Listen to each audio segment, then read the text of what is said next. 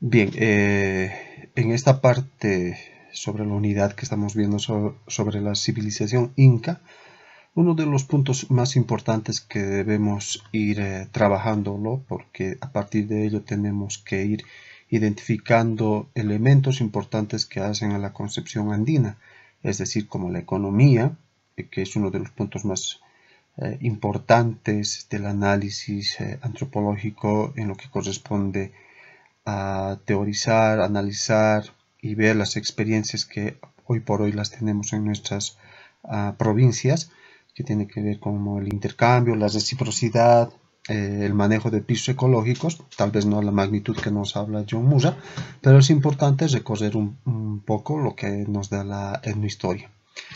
Las panacas llegan a ser un elemento muy relacionado a la costumbre y al rito más que todo que se ha ido estableciendo durante la civilización incaica, lo que quiere decir que entender las panacas en el Tahuantinsuyo nos orienta de alguna manera ver de cómo ha generado una organización política y social la civilización inca, y esto seguramente nos ayudará muchísimo al ver algunas costumbres y ritos que se han ido estableciendo en lo posterior.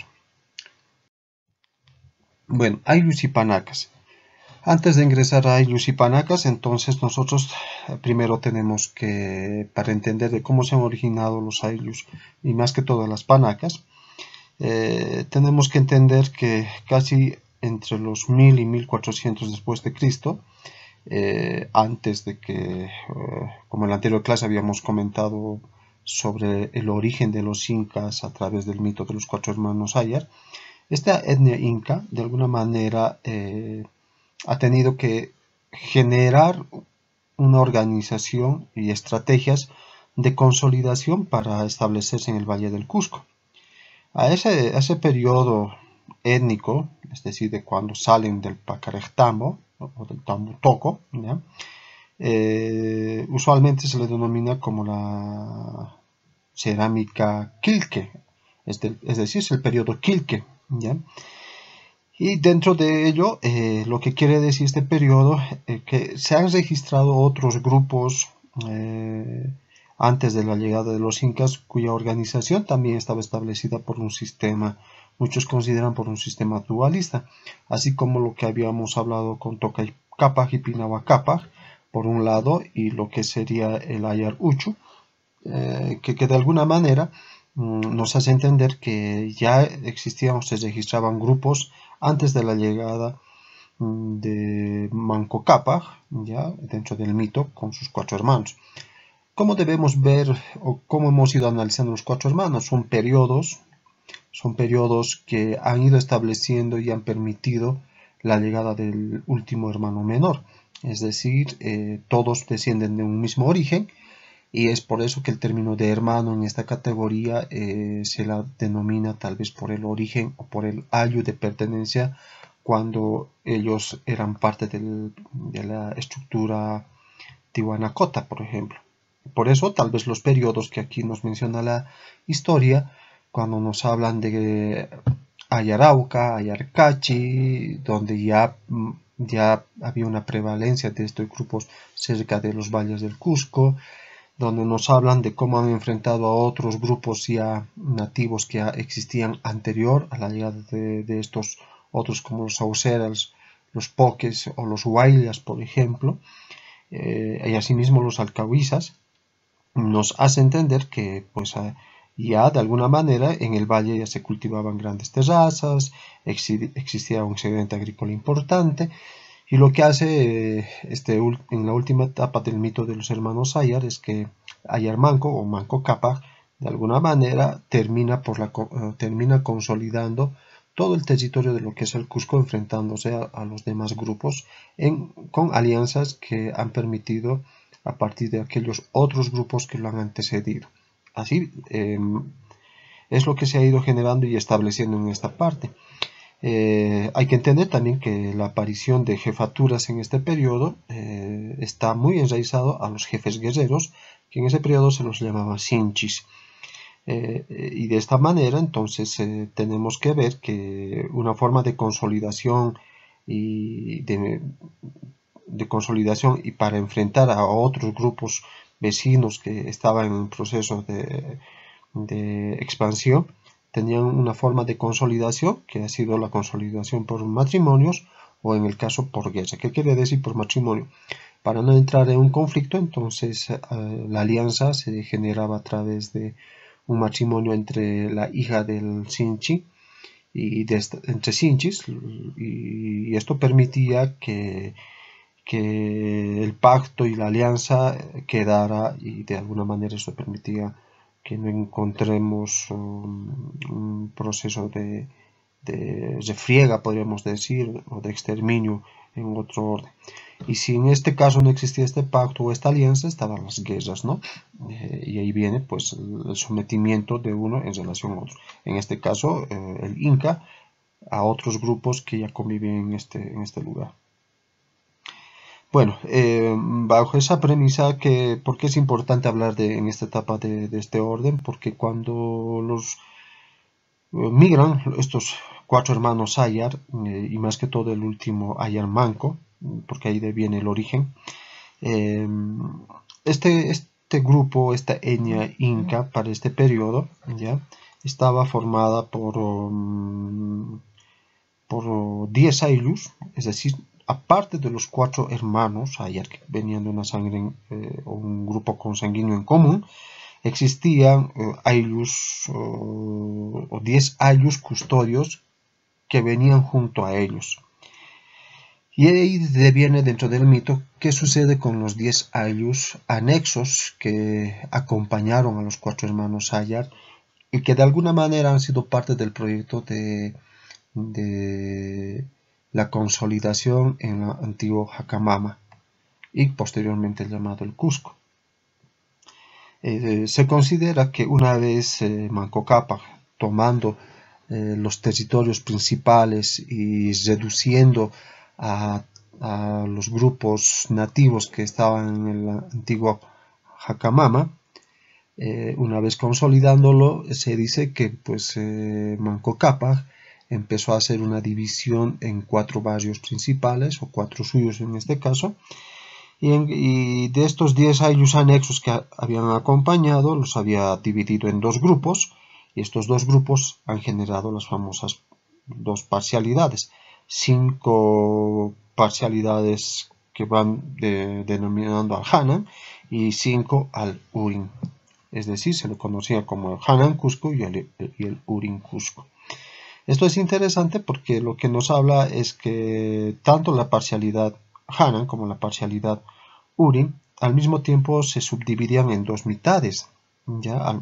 Es decir, Hanan se subdivide en 2 mitades y usualmente estas estaban denominadas como el Chinchaysuyo y el Antisuyo. Y en el caso del Urin estaba el Collasuyo y el Contisuyo. Y este es el manejo que se ha ido estableciendo como una especie, podríamos decir, de teorización de la parte del análisis a las crónicas.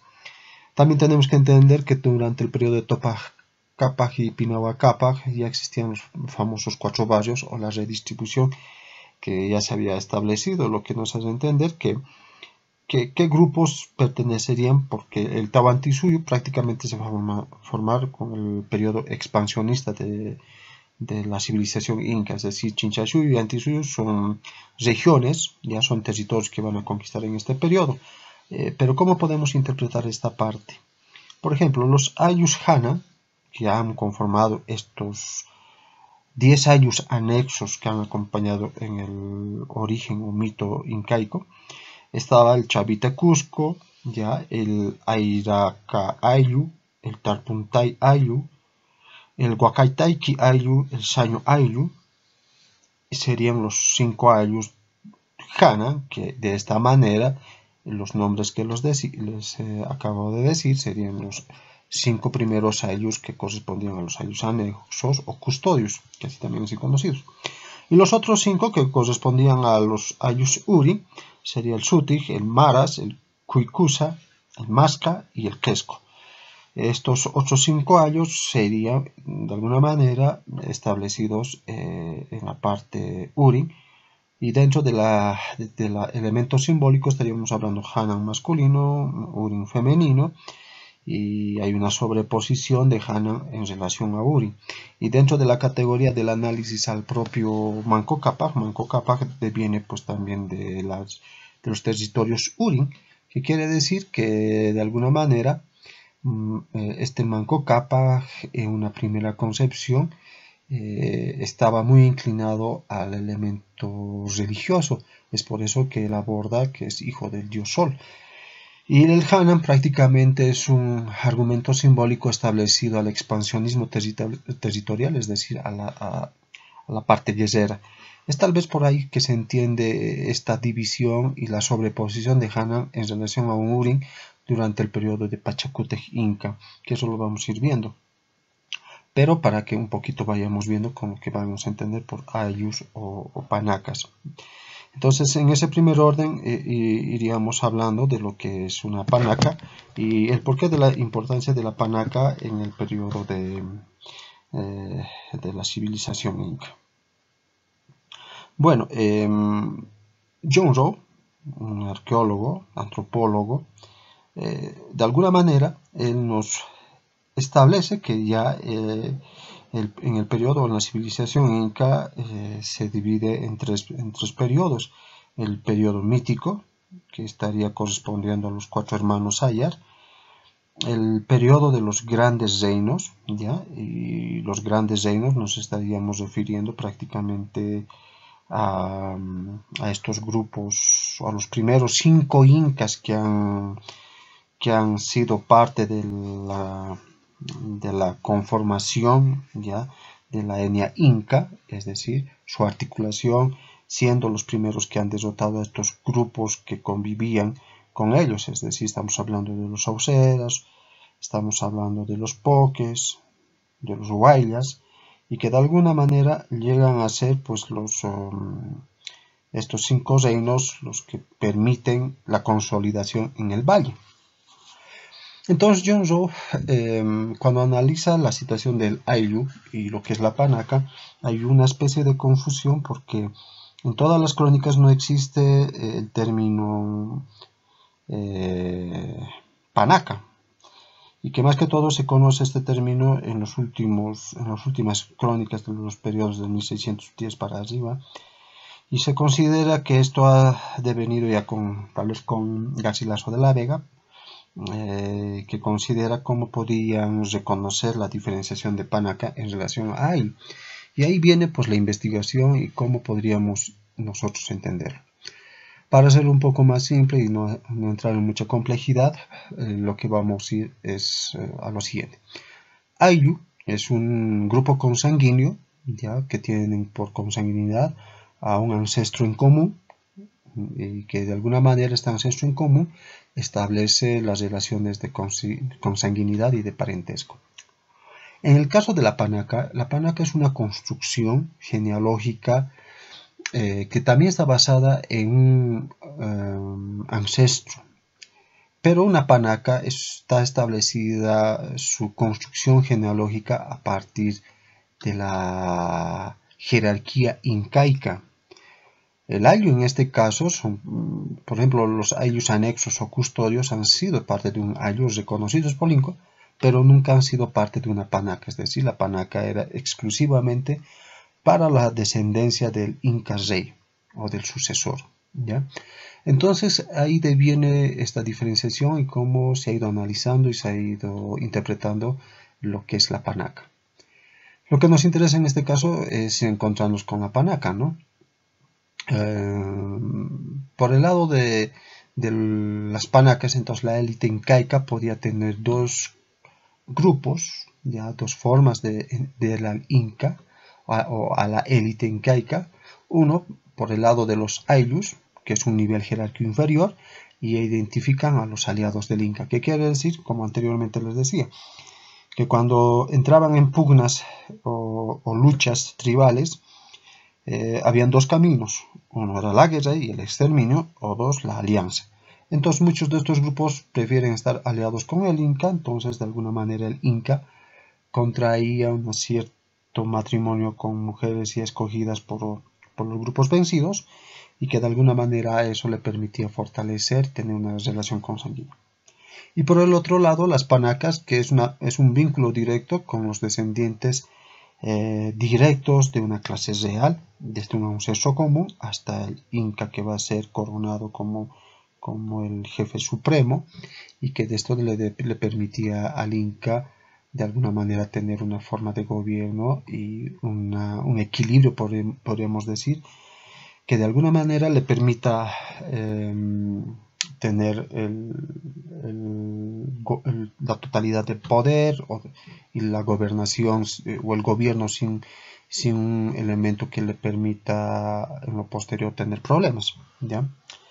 Entonces, también podríamos decir que la panaca llega a ser un grupo de parentescos cuya función principal no era establecer comunidades de sangre, ¿ya?, sino era de consolidar a sus miembros como un grupo aparte, es decir, los diferenciaba. ¿Y cómo los diferenciaba? Los diferenciaba en relación a Hanan y Uri. El conflicto era real, es decir, ¿a qué me refiero que es real?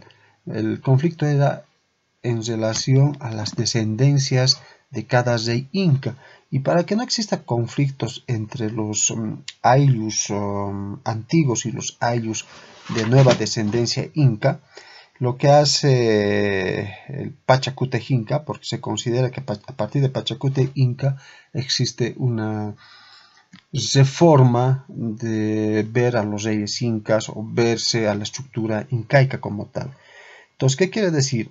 Se crean linajes y los linajes van a estar establecidos por Hanan y van a estar establecidos por Uri. ¿Quiénes van a ser Hanan y qué van a ser Uri? Los Urim van a ser aquellos primeros 5 reyes incas, contando desde el rey mítico, que es Manco Cápac, que estaría como rey Uri, y como les decía, Uri en el sentido que también es reconocido con la clase sacerdotal, la agricultura, la feminidad, la fertilidad, y Hanan, que está reconocida como los guerreros, está reconocido con la parte masculina, con la parte agreste, y de alguna manera está inclinada mucho a identificar con el pastoreo. ¿Qué quiere decir entonces? Pachacute Inca llega a ser un punto focal para nosotros, en la cual nos determina cómo se va consolidando o se va creando un linaje para que la redistribución que se va a obtener posteriormente por el expansionismo territorial llegue a cada linaje principal y no exista disputas internas. Es por eso que esta forma de creación de linaje va a permitir un liderazgo, ¿ya?, y defensa del grupo, y al mismo tiempo los excedentes y riquezas que van a generar en relación a los ayllus o a las etnias conquistadas, ¿no? Ahí viene uno de los puntos más importantes. Y ahí viene también cómo se va generando o va a establecerse ritos en relación, o grandes fiestas en relación a los incas fallecidos. Porque un inca fallecido, un inca real fallecido, se generaba un culto. Y esos cultos constituían rituales y esto permitían o afirmaban de alguna manera las igualdades o las desigualdades entre panacas reales. A la muerte de un inca importante y al expansionismo territorial que haya conseguido, seguramente le va a tocar mayores tierras y mayores riquezas. Ahí deviene tal vez la pugna interna entre la guerra de Uri y guerra de Hanan, que Palomino nos comenta en su texto. ¿Y qué pasa entonces con los ayllus anexos o custodios? A pesar de que ya la existencia de estos ayllus era respetada por los incas, estos también eran considerados dentro de la redistribución de las riquezas, porque estos ayllus anexos o custodios de alguna manera permitían pues custodiar justamente territorios que le permita al centro de poder engrosar su riqueza, y que de alguna manera estos ayllus serían pues prácticamente tuviesen una obediencia ciega al Inca, entonces tenían un grupo a favor y esto permitía una consolidación y un equilibrio entre panacas y ayllus. Bueno, la etimología de la panaca, aquí vamos a ver a tres etnohistoriadores y antropólogos en algunos casos. Por ejemplo, tenemos a Tom Suidema y nos va a decir que va a entender por panaca a un grupo o unidad de hermanos con sus hermanas descendientes de un antepasado masculino en una línea masculina de hombre y una línea femenina de mujeres por 4 generaciones.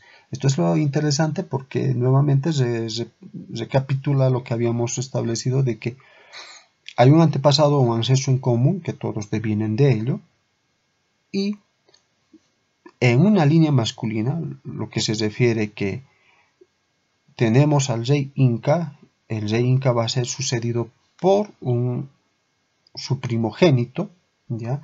Y este primogénito tiene que crear una línea real, una línea de linaje, y esta línea va a ser masculina, obviamente, porque el Inca es masculino, y la custodia de esta línea de linaje, es decir, este Inca que va a contraer matrimonios, alianzas y todo ello, va a generar una panaca, es decir, un linaje, pero este linaje prácticamente va a estar establecida o administrada por línea femenina, en este caso las mujeres, ¿ya? A eso se refiere. Y esto nos lo afirma María Rostorowski cuando nos dice que una panaca llega a ser matrilineal, ¿ya? Dadas las características femeninas del término pana, que significa hermana, y cada hombre pertenecería al grupo de su hermana, por lo que sus hijos no podrían clasificarse con él, ¿ya? Ahí viene otra interpretación que muchos consideran muy interesante lo que nos dice María Rostorowski, y entendiendo que obviamente la panaca es netamente femenina en toda su administración, pero viene de una línea masculina o antepasado común, porque a la sucesión del rey Inca por su hijo, este hijo tiene que generar su propia panaca.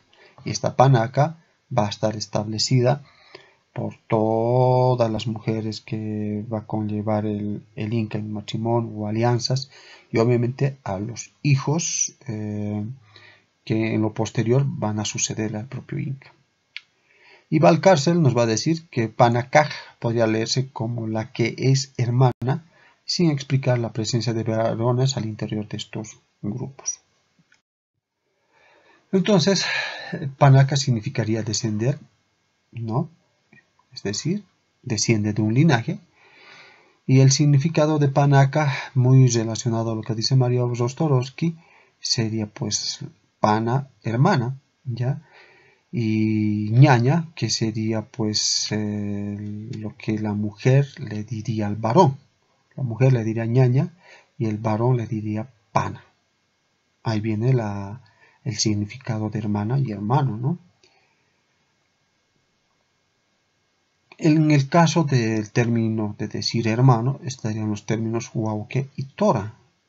En la misma construcción, el varón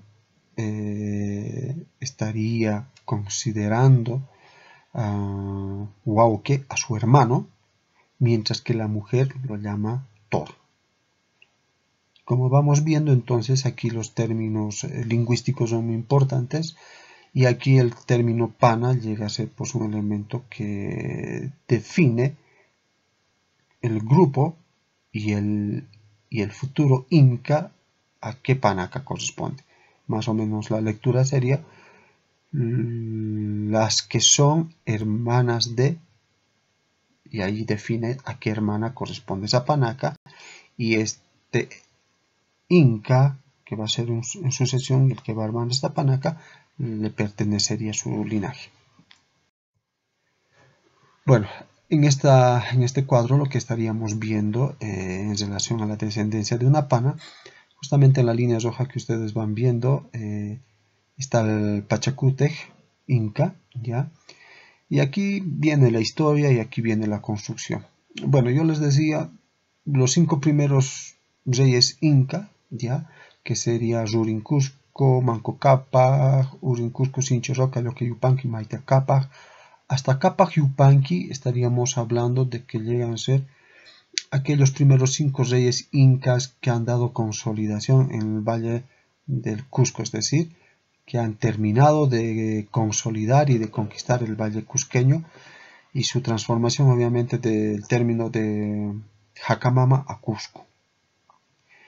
Y desde el Inca Roca hasta Huayna Capac llegarían a ser los otros 5 incas que van a permitir la otra dualidad o generar la otra parcialidad, y estos Hanan Cusco llegarían a ser pues aquellos que van a generar el expansionismo territorial fuera del Valle del Cusco. Y bueno, tenemos mucho más a la derecha el término Panaca, y muchos consideran que Pachacútec es el que ha reordenado prácticamente esta organización o esta desestructuración que existía hasta el periodo de los reyes inca y parte del expansionismo para orientar y definir linajes, y de acuerdo a los linajes qué tanto les llegaba a tocar en relación a riquezas y en relación a lo que han permitido contribuir a la riqueza de los incas. Entonces aquí podríamos leer Chima llegaría a ser el nombre de la hermana de Manco Cápac, a la cual Manco Cápac pertenecería, por eso él termina Chimapanacaellu, ¿no? Raura llega también a ser el término femenino, y estaríamos hablando que cuando Manco Cápac deja su reino a su hijo Sinchiroca tendría como linaje, como Ayllu, a Raura como una de las principales. Entonces Raura Panacaellu sería el término. Y así sucesivamente tenemos a Yoque Yupanqui, Maita Cápac y hasta Cápac Yupanqui, ¿no? ¿Y qué viene contradicciones con Pachacútec? Por ejemplo, Pachacútec, si ustedes van viendo, dice Hatun Ayllu Iñaca Pañaca Ayllu. ¿Qué significa eso? Dentro de la historia Pachacútec es un inca que prácticamente no ha sido elegido para ser rey inca, más al contrario, según la historia, Viracocha, ¿ya? El octavo inca, Viracocha, se dice que cuando se estaba acercando los chancas, que era un grupo similar a los incas, guerreros, Viracocha huye considerando que no estaban preparados para defender el Valle del Cusco. Entonces, porque veían a los chancas como un grupo diezmado, además mucho mayor a los incas, entonces se dice que cobardemente huye fuera del Cusco a resguardarse junto al hijo descendiente, quedando el hijo menor, el Inca Pachacútec, en ese sentido, bueno, en ese periodo se llamaba Urco Inca, ¿ya? El Pachacútec.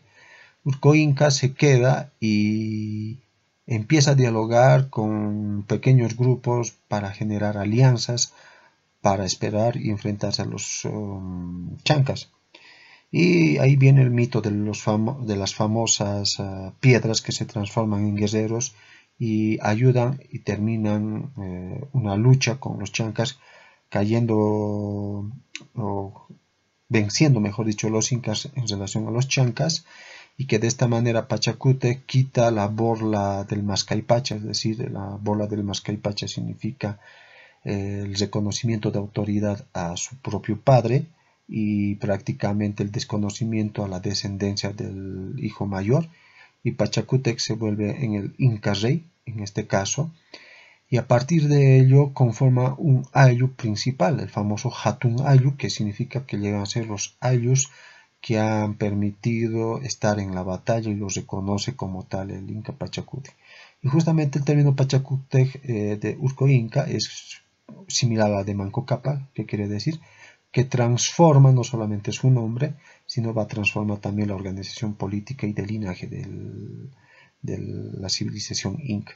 ¿Cómo lo transforma? En estas dos parcialidades, dando a cada fundador inca un linaje real, una panaca, y cada panaca estaría redistribuida y tendría que administrar un territorio que le permitiría explotar las riquezas y en este caso también al centro de poder.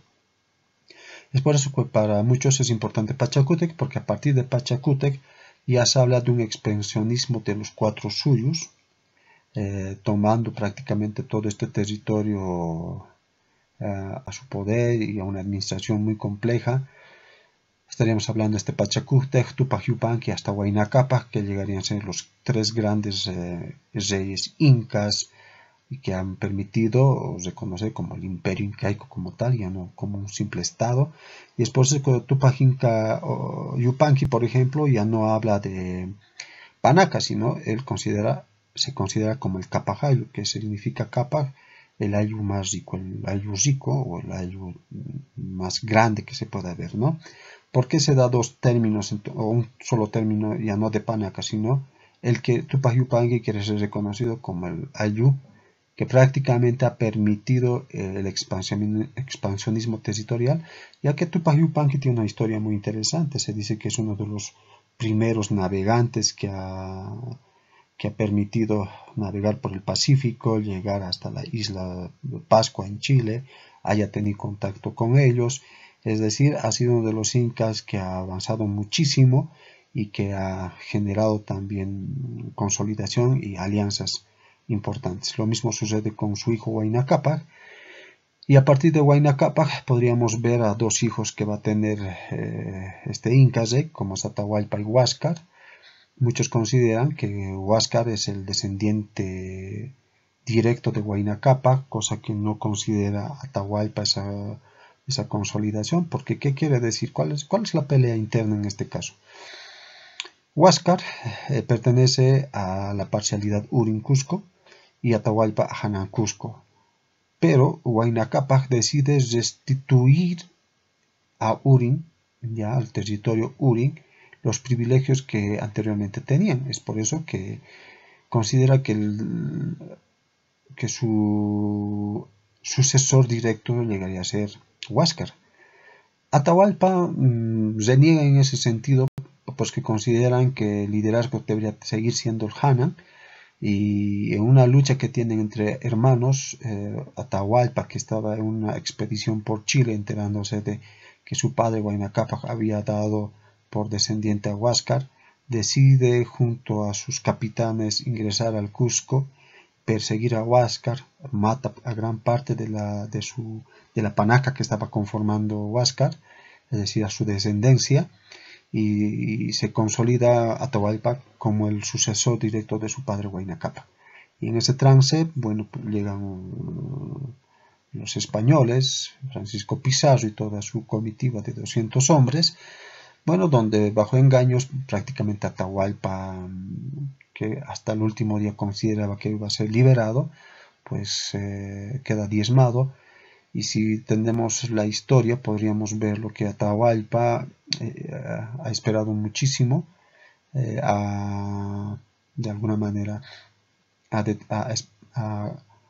tenía todavía el conflicto con los que apoyaban a Huáscar, a pesar que estaba apresado, hacía que sigan exterminando a toda la genealogía o linaje de Huáscar. Por lo tanto, ese es uno de los fundamentos por los cuales ahorcado ya a Atahualpa por Francisco Pizarro, ya que consideran que Atahualpa ha hecho que maten a su hermano, ¿no? Y lo que querían los españoles para ese periodo era pues tener todo el control, por tanto le interesaba tanto Huáscar como Atahualpa. Y es por eso que empieza a existir pues los incas establecidos por la corona española, ¿no? Bueno, aquí también dentro de la gráfica generada también por Tom Friedema, nos habla de los ensayos que han acompañado a la fundación del Cusco, es decir, han sido redistribuidos territorialmente estos 10 ayllus, y por cada territorio siempre se va a ver la lógica del 3-2, y el 3-2 significa qué grupo está en relación jerárquicamente superior a cada territorio, lo que nos quiere decir que el Collasuyo, por ejemplo, en el Urin Cusco, es decir, Contisui y Collasuyu pertenecían al Urin Cusco y al Hanan Cusco, de los territorios de Asiba, Antusuyu y Chinchayuyu. ¿Qué quiere decir? Chincha y Anti eran muy importantes para el periodo incaico o como territorios, y Urin Cusco, que no lo consideramos muy importante, estaban Collasuyu y el Contisuyu, y al mismo tiempo había una redistribución de 3-2, donde el término 3 todavía figuraba como un elemento de superioridad. ¿Qué quiere decir? Dentro de los territorios del Collasuyu habían 3 ayllus custodios o ayllus que han acompañado en la fundación del Cusco, que eran reconocidos y que administraba, y teníamos por el lado del Contisuyu solamente 2 ayllus. Ahí viene que había una superposición jerárquica del Collasuyu en relación al Contisuyu. Lo mismo sucede en el Chinchaysuyu, que colocan y reconocen a 3 ayllus importantes de los 10 ayllus que han acompañado en la fundación del Cusco, en relación al Antisuyu, que no lo ven con mucha importancia, entonces colocan a 2 ayllus importantes allí, y ahí vendrían los 10 ayllus anexos. Entonces las panacas incaicas de alguna manera nos dan 2 situaciones claramente identificadas para consolidarse y ser una panaca, y eso es importante. Por ejemplo, la primera, la existencia y cuidado del cuerpo de su fundador, que sustentaba su origen y su permanencia en la élite. Por tanto, si un grupo tenía un fundador, de hecho había un linaje, ¿no? Es decir, había una construcción histórica de la consolidación para el Estado Inca o el Imperio Incaico. Por eso tenía su ayu, o el reconocimiento, ¿no?, por cada rey inca. Y el prestigio adjudicado a su ancestro, que afianzaba su poder. Entonces aquí podríamos entender uno de los ritos y costumbres más importantes que se realizan y se los realizan actualmente bajo otra terminología mucho más católica, es la de sacar a sus muertos para darles ofrendas y para reconocerles, porque el ancestro, es decir, el Malki, este difunto, que no era enterrado más que todos los reyes incas, sino eran de alguna manera momificados, siempre han sido importantes y todavía hablaban a pesar de muertos. En el sentido de hablar me refiero simbólicamente que exigían todavía a través de sus linajes reales lo que le correspondía, ¿no? Y es por eso que los sacaban en andas, les hacían rituales importantes y bueno, así los recordaban a sus fundadores o a sus muertos en este caso, diciendo que el muerto todavía sigue viviendo. Eso es interesante bajo la óptica de cómo se ha ido construyendo y por qué una panaca dentro de la estructura inca es importante para definir las huacas, es decir, una huaca es un lugar sagrado y los lugares sagrados en algún momento llegan a ser territorios importantes que tiene que ver muchísimo con la riqueza. Y ahí deviene pues lo que les decía, ¿no? ¿Por qué es importante panaca? Porque nos permite de alguna manera también hablar de lo que es el sistema de seques. Y el sistema de seques nos permite identificar las huacas. Y como les decía que es una huaca, son lugares sagrados que se les daba sus rituales, sus fiestas y una redistribución equitativa en todo el territorio incaico, es decir, ahí se generaba productividad. Y cuando se habla de productividad, estamos hablando de economía, que llega a ser la otra parte importante para el análisis de incaico. Y ahí entraríamos pues a 2 cosas importantes que hoy por hoy se sigue replicando, lo que es la reciprocidad y la organización del trabajo económico que puede tener no solamente en este periodo de los incas, sino lo que actualmente se tiene, ¿no? Elementos que en algunos casos están desapareciendo y en otros se está volviendo a reconstruir o se está volviendo a traer a través de los saberes locales. Bueno, hasta aquí sería lo que es la panaca. Obviamente el tema va a estar acompañado de una literatura que lo voy a dejar también en el WhatsApp. Y bueno, como siempre les recomiendo leer, porque a partir de la lectura podríamos conversar y podríamos analizar y podríamos sacar de duda muchas cosas que ustedes mismos al leer podrían tener y bueno, ver en qué situación podemos entender con mayor especificidad lo que es la antropología andina a partir del análisis etnohistórico. Bueno, muchas gracias y bueno, siempre esperando a que ustedes puedan ir dialogando con nosotros.